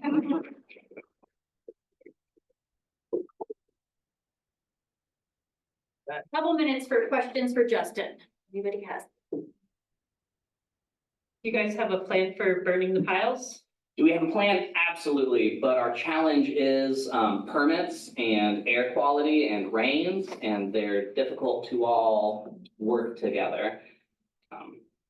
So nothing scheduled yet? We don't have anything scheduled, but hopefully the next upcoming months or weeks, depending on wind and rain conditions. Okay, great.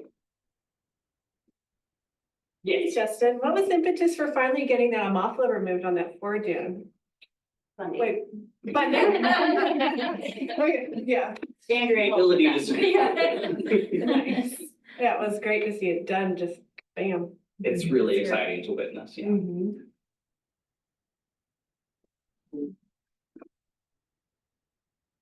Hey. Well, thank you. Justin.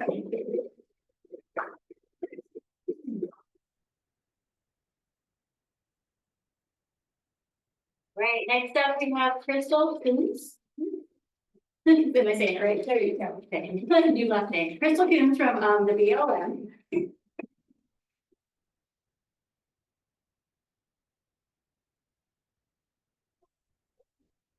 Different, it's not project-based, but I'm gonna be talking about the Northern California Integrated Resource Management Plan. So it is our overarching plan that the BLM is gonna use for the next 30 years to guide project implementation and how we plan to manage.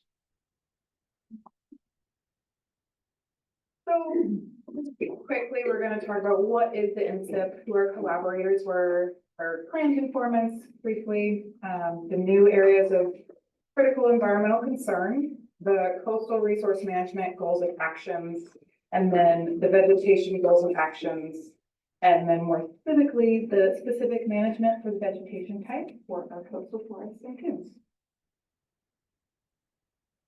So the Northern California Integrated Management Plan, or NCIP, is an updated and combined resource management plan that replaces both the Arcata RMP and the Redding RMP. And as you can see, those were finalized in 1992 and 1993.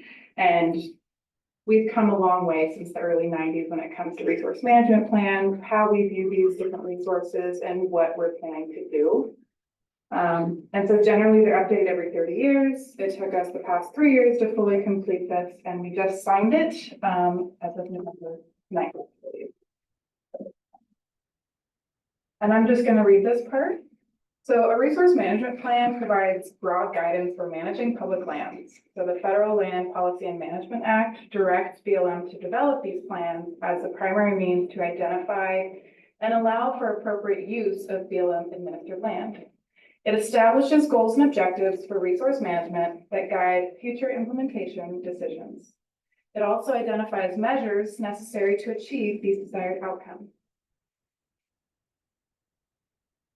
So we coordinated with Redding, but I left off the Redding Shasta site because it's really not relevant with this presentation. But we worked cooperatively with Blue Lake Rancheria, California Department of Forestry and Fire Protection, California Department of Conservation, California Department of Fish and Wildlife, the City of Arcata, Crescent City, Del Norte County, Pupa Valley Tribe, North Coast Regional Water Quality Control Board, Bureau of Reclamation, the EPA, Fish and Wildlife Service, National Parks, and Leon Tribe. So we did very extensive work with collaborators, receiving, feedback on our plan throughout the entire process. So this was a really huge undertaking, and we've taken a lot of different perspectives into account when developing.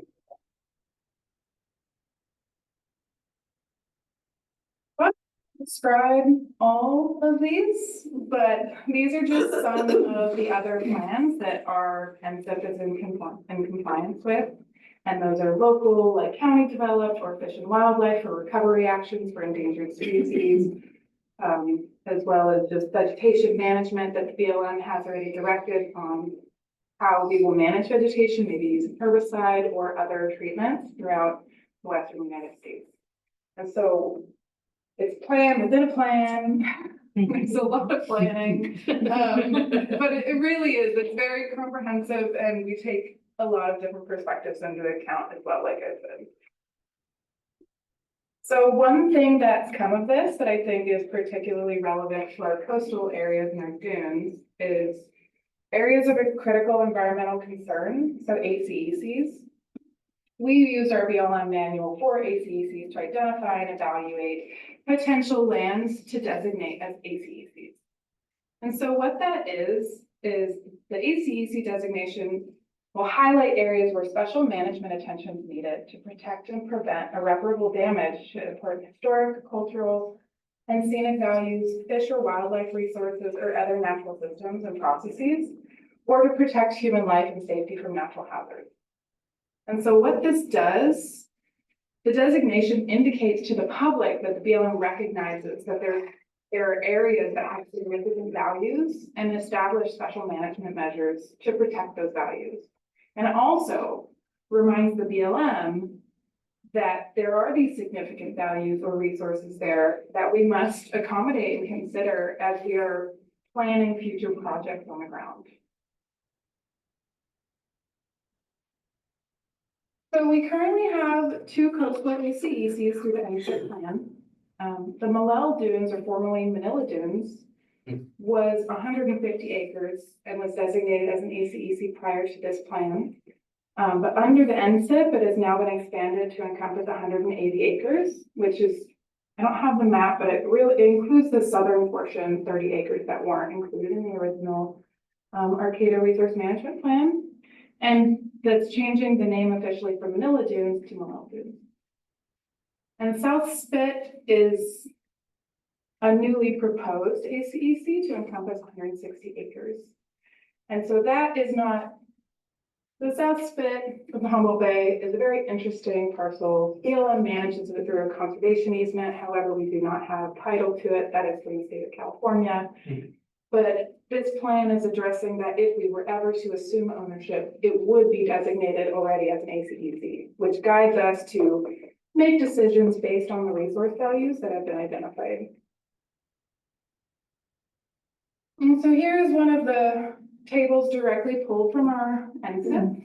And so through the BLM manual for ACEC designation, it talks about R&I values, so relevance and important criteria. The Malel Dunes was designated for multiple different resources, which are endangered plants, species, and cultural values. So the existing Malel Dunes ACEC contains important botanical values and wetland habitat areas. It hosts robust native plant community, which supports 2 federally listed species, the beechlet and Menzies wallflower.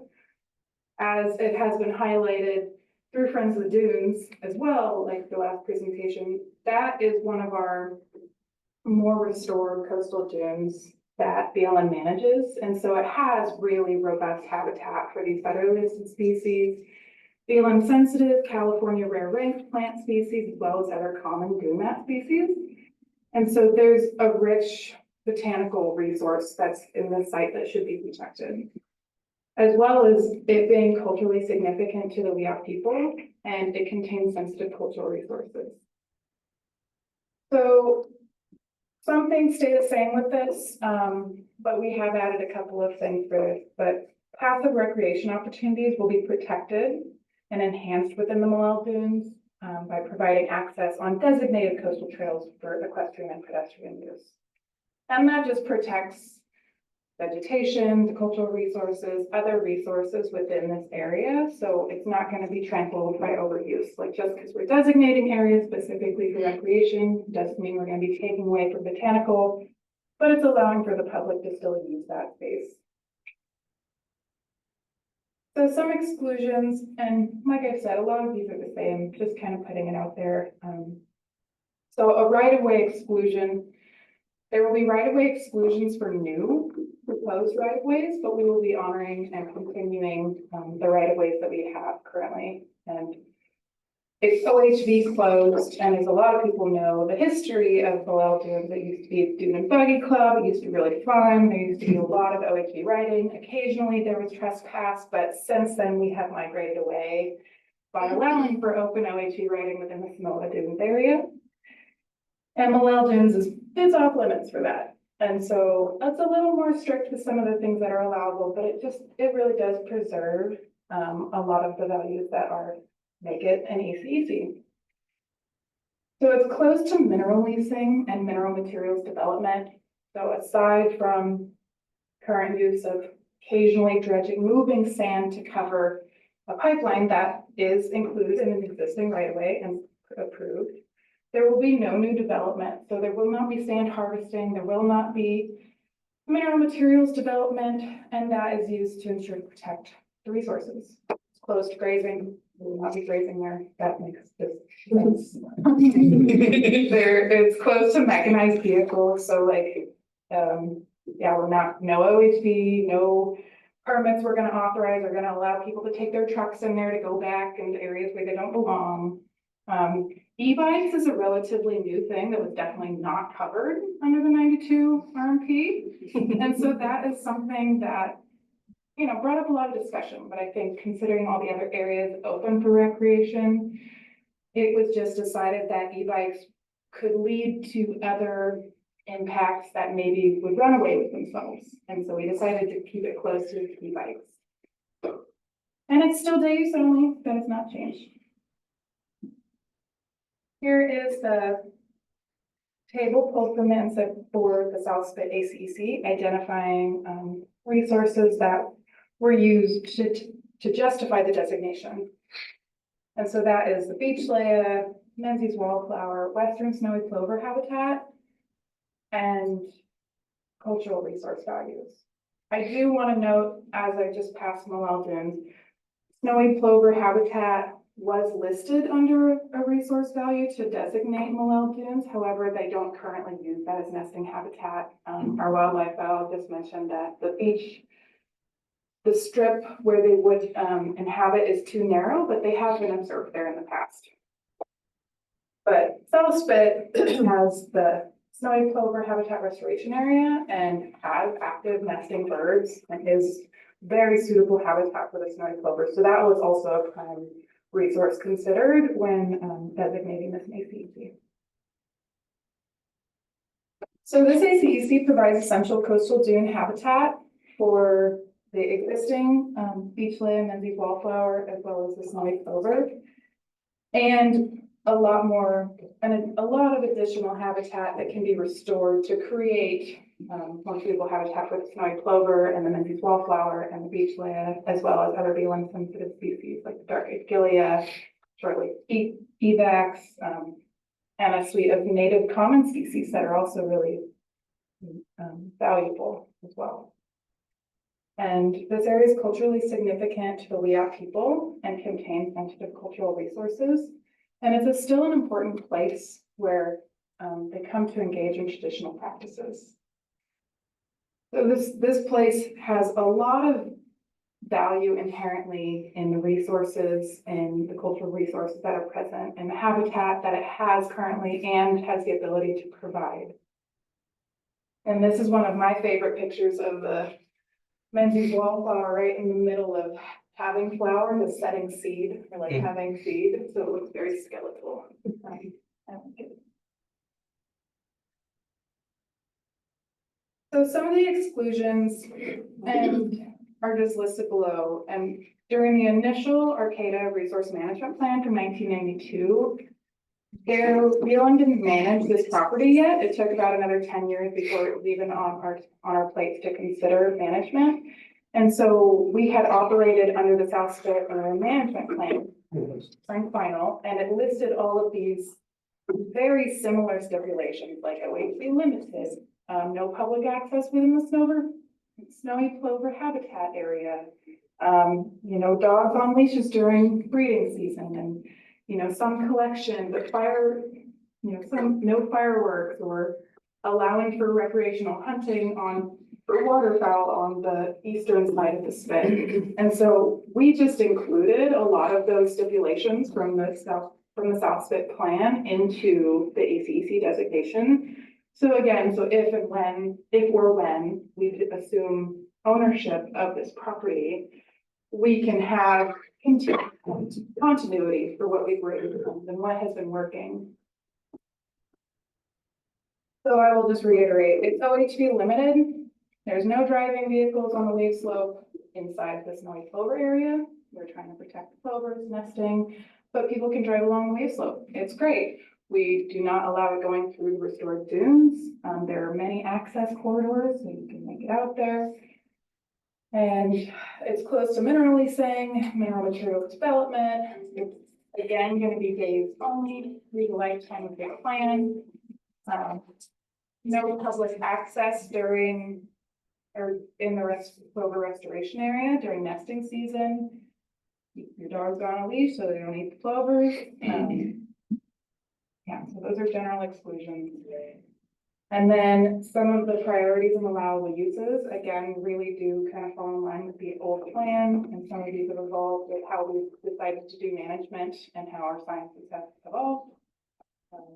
So we're going to prioritize conserving and recovering critically imperiled vegetation types and maintain the pristine condition of archaeological sites, promote natural dune processes.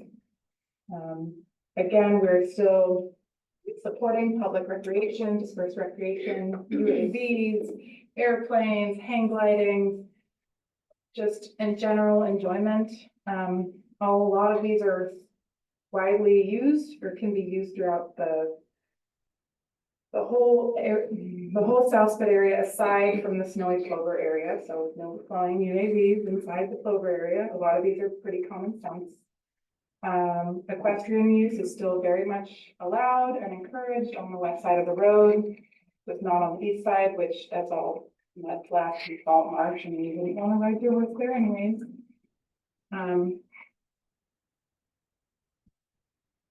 And so some of our coastal resources and management goals I'm going to describe, and these are just our vision for what we're hoping to do. And that will be followed up with the management actions we're deciding.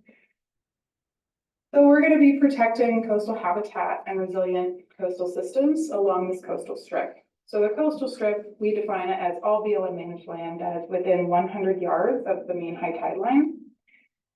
And restoring coastal dunes to native vegetation to increase the resiliency to rising sea levels and protect these dunes from degradation, like having invasive beach grass on them, which stabilizes the dunes, which messes up the sand deposition and can alter that whole system. Addressing coastal bluff erosion and vegetation management. We're going to be allowing for appropriate types and levels of coast-based recreation while protecting cultural and natural resources. And that's one of the BLM's mission, is multiple use, right? We want to protect the resources, we want to conserve what we have, but also providing opportunities for public enjoyment. These are public lands. We're going to allow for the development of resilient coastal systems while considering this sea level rise and climate change. We're going to be identifying opportunities to simplify or communicating various coastal use practices and restrictions. So like being very transparent, sharing with the public, going within different agencies to understand the best approaches that we can have to talk about our coastal resources. And so here's some of the management actions of how we're planning to implement those goals. Like I said, we will collaborate with other agencies and municipalities on ocean safety and coastal hazards. We're going to cooperate with other agencies, tribes, and landowners to manage for the continued resilience and function of the coastal strip. Protect the important resources on the coastal strip from motorized recreation or non-motorized visitation with fencing, signs, vegetation, or other appropriate methods. And that doesn't mean general restriction, that just means on context-based or where we find these resources and what we've identified through ACEC for new cultural or botanical or other sensitive resources as they arise. And we're gonna collaborate with partners to monitor the physical and biological responses. Everybody's touched on this throughout all the presentations on the importance of monitoring, so we can really see how our lands are changing, what we can do to adapt to those changes, and how we can move forward to better protect our resources. And we were gonna, well, monitor again, so monitor the dune function and implement vegetation treatments as necessary to maintain that function. Implement restoration of the salt marshes and mud flats on acquired lands, as well as acquiring lands at risk of sea level rise that have potential to provide habitat. That almost seems a little funny, but being in the position of a land management agency and having the ability to affect change and acquire lands that may be a sinking ship, essentially, we can work to create connectivity and to enhance habitat and, restore values to these lands while we have a chance.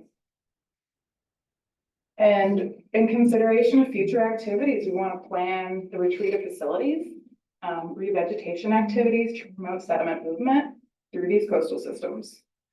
And we want to implement management actions that are consistent with promoting resilient coastal systems in the face of sea level rise and a changing climate.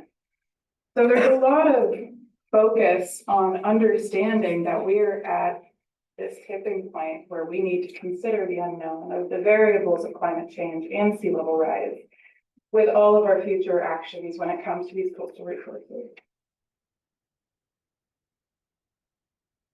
And some of these are a little less specific to vegetation on the coastal zone, but will be touched on later. But on a broader sense of our vegetation goals within the NFIP plan, we want to manage vegetation and native plant communities to optimize plant community health and resilience to landscape-wide impacts.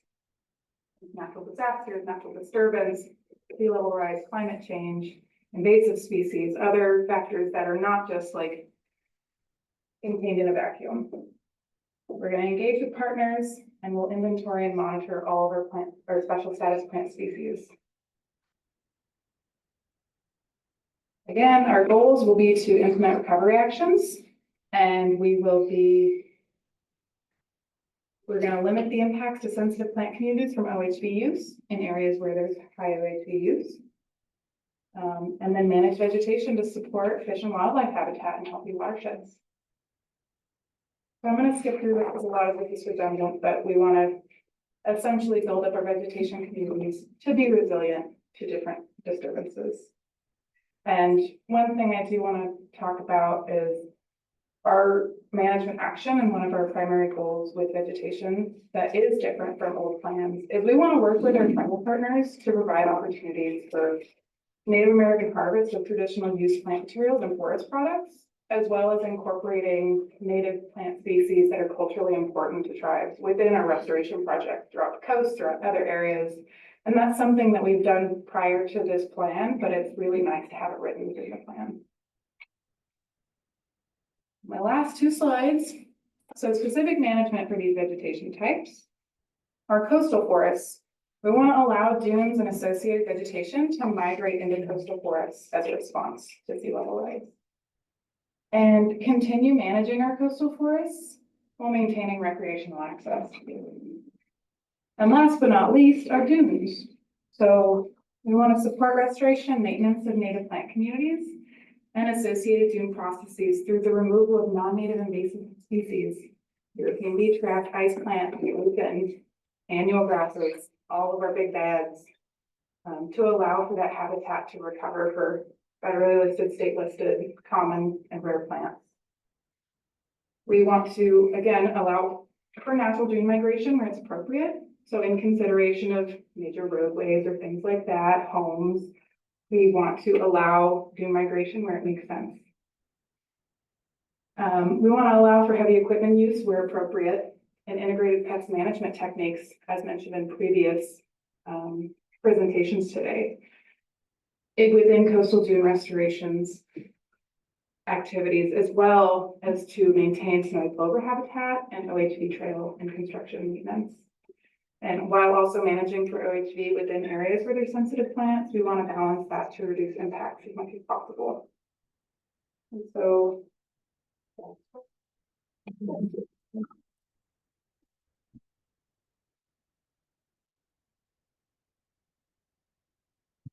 Any questions for Kristen?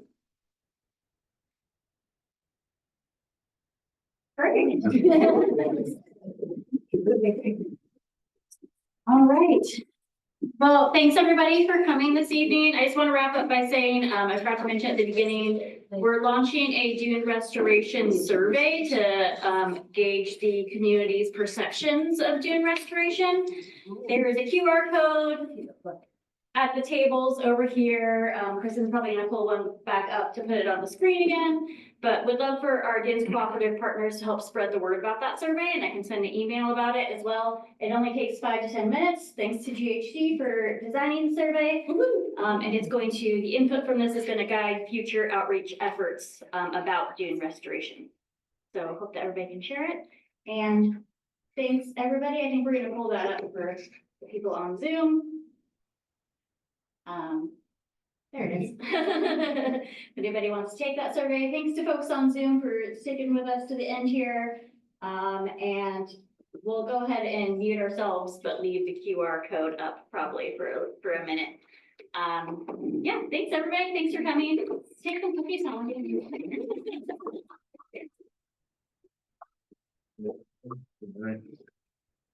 I don't want to do it.